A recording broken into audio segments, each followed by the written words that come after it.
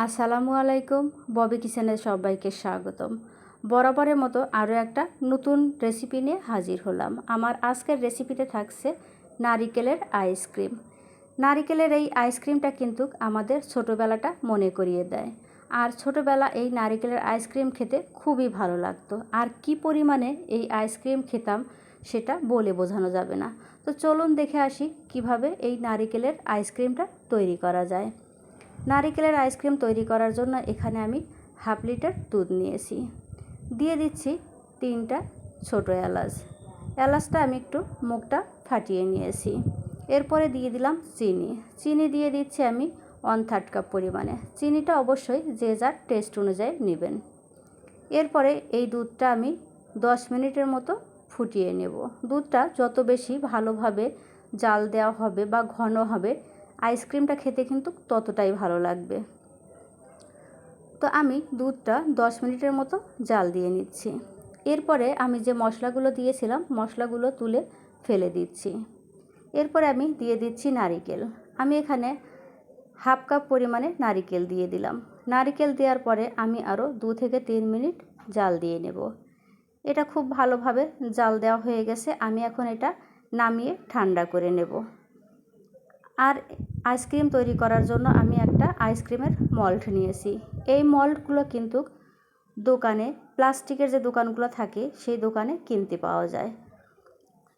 তো আমি এই মল্ডটা ভালোভাবে ধুয়ে পরিষ্কার করে নিয়েছি। এরপরে আমি দুধের মিশ্রণটা ঢেলে দিচ্ছি। তো দুধের মিশ্রণটা আমি ঢেলে নেওয়ার পরে এই আইসক্রিমের মল্ডটা ঢেকে দেব। আপনারা চাইলে এর সাথে যে কাঠিগুলো থাকে সেটা দিয়েও ঢেকে দিতে পারেন। আবার আমার মতো এরকম পলি ব্যাগ বা র্যাপিং পেপার দিয়ে ঢেকে নিতে পারেন। তো আমি একটা পরিষ্কার পলি ব্যাগ নিয়েছি, নিয়ে ভালোভাবে এটা ঢেকে দিচ্ছি।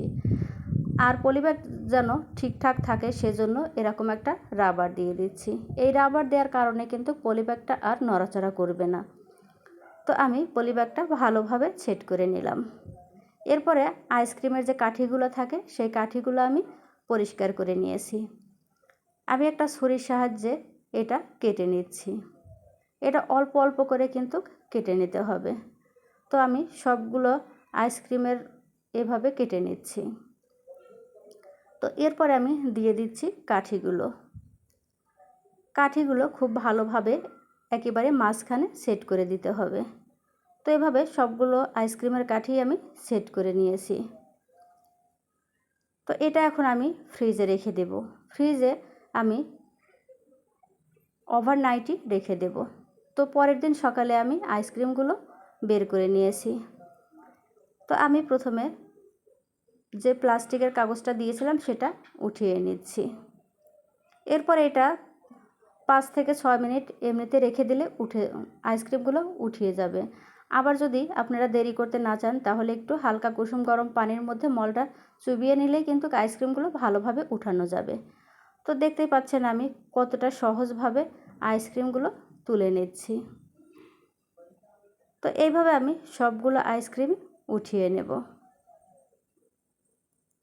আর এই নারিকেলের আইসক্রিমটা খেতে যে কতটা টেস্টি হয়েছে এটা একবার না বানিয়ে খেলে বুঝতেই পারবেন না।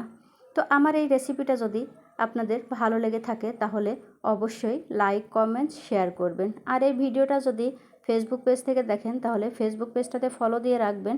আর যদি ইউটিউব চ্যানেল থেকে দেখেন তাহলে ইউটিউব চ্যানেলটাকে সাবস্ক্রাইব করে রাখবেন পরবর্তী ভিডিওগুলো দেখার জন্য। আল্লাহ হাফেজ।